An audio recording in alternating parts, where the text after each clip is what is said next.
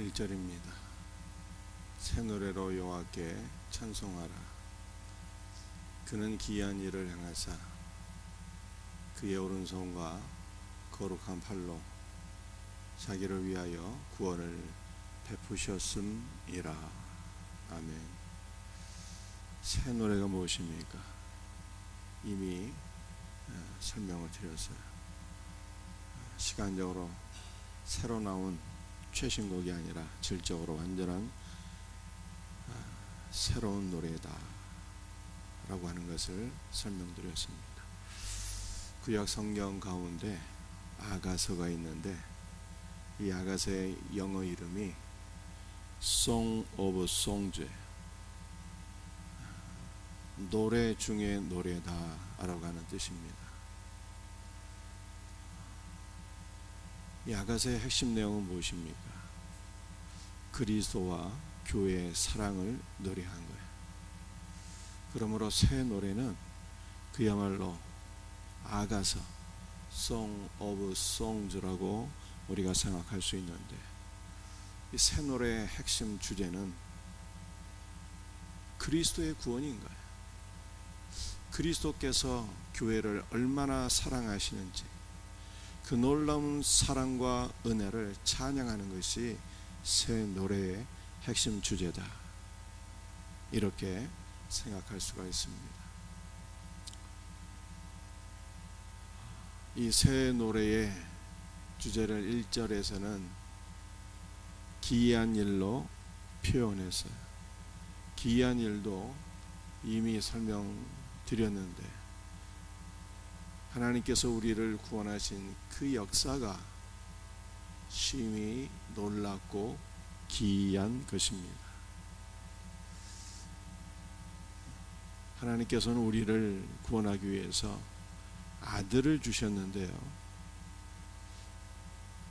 죄인을 구원하기 위하여 아들을 주신 것은 기이한 사랑이 아닐 수가 없어요. 예수님은 우리를 구원하기 위하여 생명을 주셨는데 이것은 기이한 사랑이 아닐 수가 없습니다. 아버지와 아들의 이 크고 놀라운 사랑을 찬양하는 것이 바로 새 노래이다 라고 말씀하고 있습니다. 그런데 하반절에 그의 오른손과 거룩한 팔로, 이 오른손이라는 것은 능력의 팔을 가리키는 것이죠.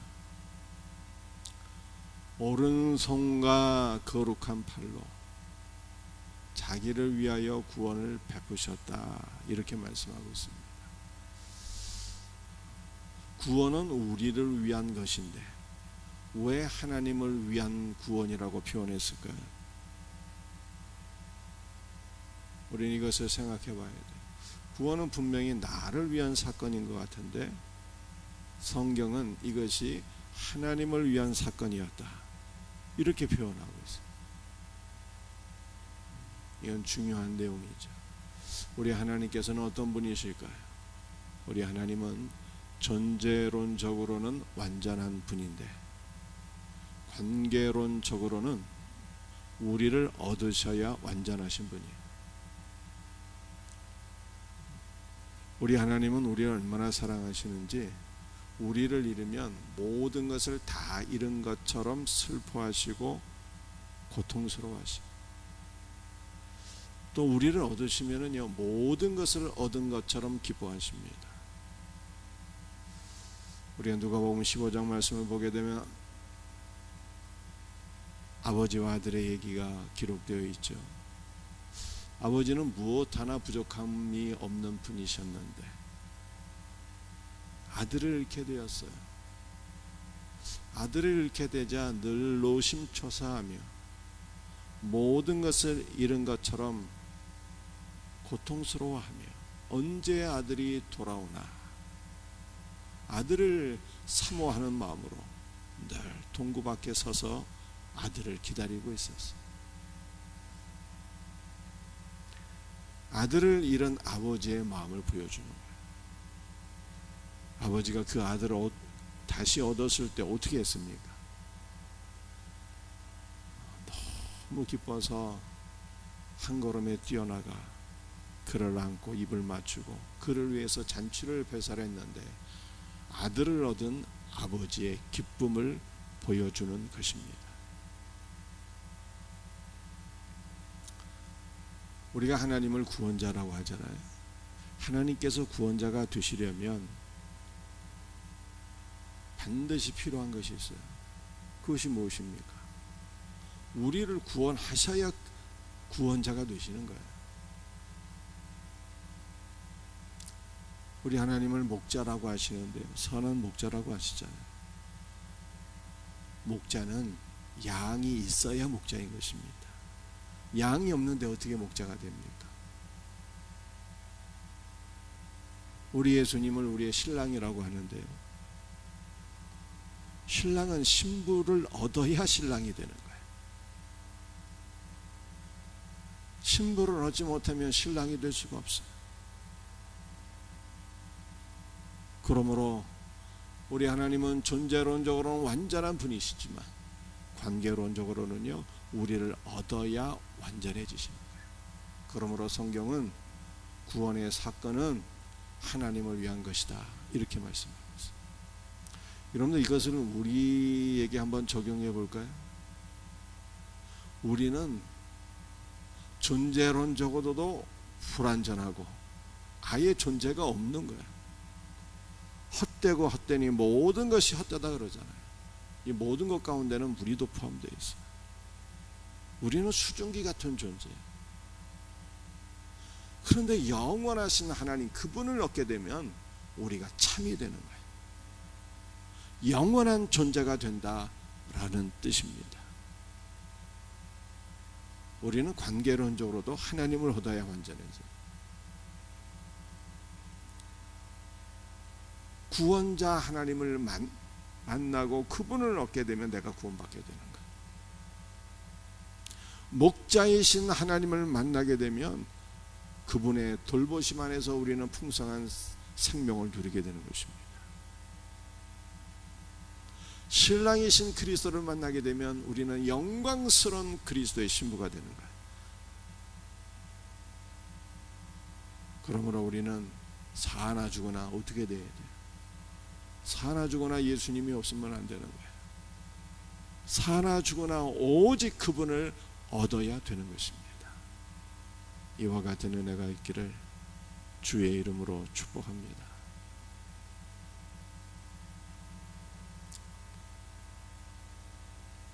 이 절 말씀이에요. 여호와께서 그의 구원을 알게 하시며 그의 공의를 문나라의 목전에서 명백히 나타내셨도다. 이 구원이라고 하는 단어가 히브리어에서 예수의 예수, 그 예수님의 이름의 뜻이 구원이라니까요. 여호와께서 예수를 알게 하시며 그의 공의, 그의 공의가 무엇입니까? 늘 말씀드리잖아요. 고린도전서 1장 30절, 예수는 하나님께로부터 나와서 우리의 의가 되신 거예요. 그의 공의도 예수예요. 여호와께서 예수 그리스도를, 여호와께서 자기 자신을 문나라의 목전에서 명백히 나타내셨도다, 이렇게 말씀하고 있어요. 이것은 무슨 뜻인가 하면은 여호와께서 자기 자신을 모든 나라 가운데 드러내셨다는 거예요. 전에는 우리 예수님께서 어떤 존재이십니까? 감춰진 존재가 되었어요. 이렇게 덮어져 있었어요. 베일에 덮어진 존재였어요. 나타내셨다는 것이 베일을 벗기고 계시되었다는 거예요. 명백히 드러나셨다라고 하는 것입니다.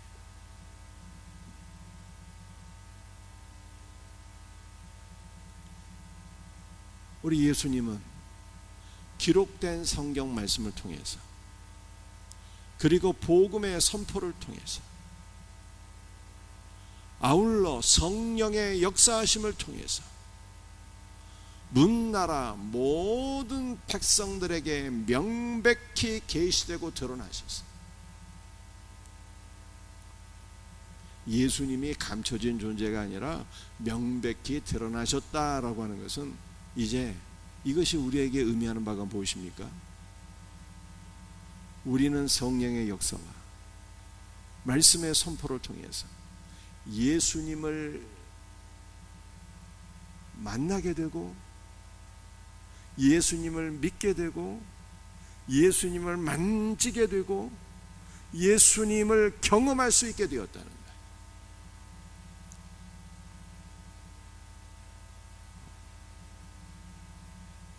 말씀과 성령의 역사 가운데 계시되고 드러나신 예수 그리스도를 우리는 성령과 말씀 안에서 날마다 더욱더 깊이 깨닫고 그를 믿는 믿음이 자라나며 그리스도를 온전히 누리며 살아갈 수 있는 복된 은혜가 있기를 주의 이름으로 축복합니다.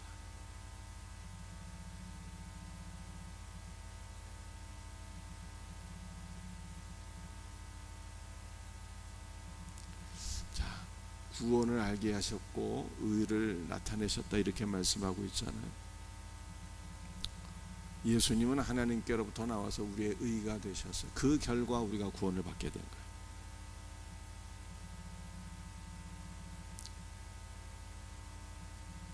의는 수단이요, 우리는 나의 의로 구원을 받는 게 아니에요. 그리스도가 나의 의가 되셔서 구원을 받은 것이죠. 의는 수단이요, 구원은 결과예요. 근데 예수님은 수단도 되시고 결과도 되시잖아요. 그래서 성경은 이렇게 말씀하고 있는 거예요. 골로새서 3장 11절. 오직 그리스도는 만유시요. 만유라는 것이 무슨 뜻입니까? 모든 것이라는 거예요. 그리스도는 구원을 위한 수단도 되시고 우리의 구원도 되시고 그리스도는 모든 것이다, 이렇게 말씀하고 있는 것입니다.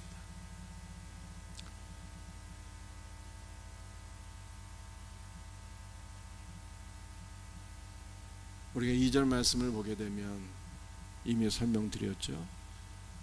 그리스도께서 모든 나라 모든 백성들에게 명백히 나타나시고 계시되셨어요. 그래서 3절 말씀을 보게 되면 땅 끝까지 우리 하나님의 구원을 보았다는 거예요. 드러내셨으니까, 예수님이 계시되셨으니까 땅 끝까지 천하 만민이 우리 하나님의 구원이신 예수 그리스도를 보게 되었다는 거예요.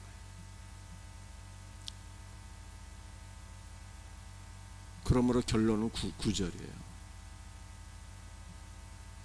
9절 말씀 우리 함께 읽고 마치도록 하겠습니다. 그가 땅을 심판하러 임하실 것이미로다. 그가 의로 세계를 판단하시며 공평으로 그의 백성을 심판하시리로다. 땅을 심판하러 임하신다 말씀. 이거는 예수 그리스도의 재림과 최후의 심판을 의미하는 것입니다. 예수님께서 재림하시고 만왕의 왕으로 만주의 주로 모든 천하 만민을 심판하시는데 심판의 기준은 단 하나라는 거예요. 의로 세계를 심판하신다 하죠. 의로. 이것은 무슨 뜻입니까? 의는 예수 그리스도를 가리키는 것이니 우리 안에 아들이 있는가 없는가로 심판하신다는 거예요. 그러므로 요한일서 5장에서 사도 요한은 이렇게 말씀한 것입니다.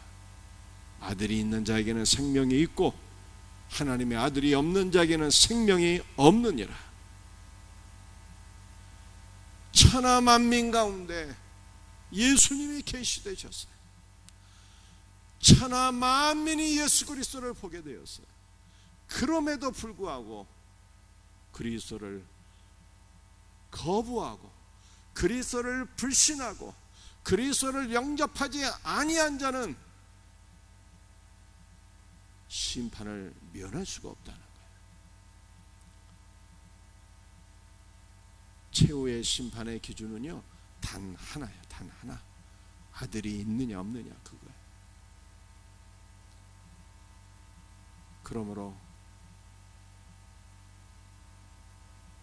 우리는 예수 그리스도를 우리의 구원자와 주님으로 영접해야 되는 것이고, 우리는 이미 영접했잖아요. 이미 예수 그리스도를 영접한 우리는 그리스도의 복음을 증거할 사명이 있는 거예요. 아직도 예수 그리스도를 영접하지 못한 가족과 이웃들을, 우리 전도 대상자들을 바라보면서 눈물로 기도하고 간절히 하나님 앞에 우리가 중보의 제물이 되어야 돼요. 이러한 은혜가 있기를 예수님의 이름으로 축복합니다. 기도하시겠습니다. 아버지 하나님,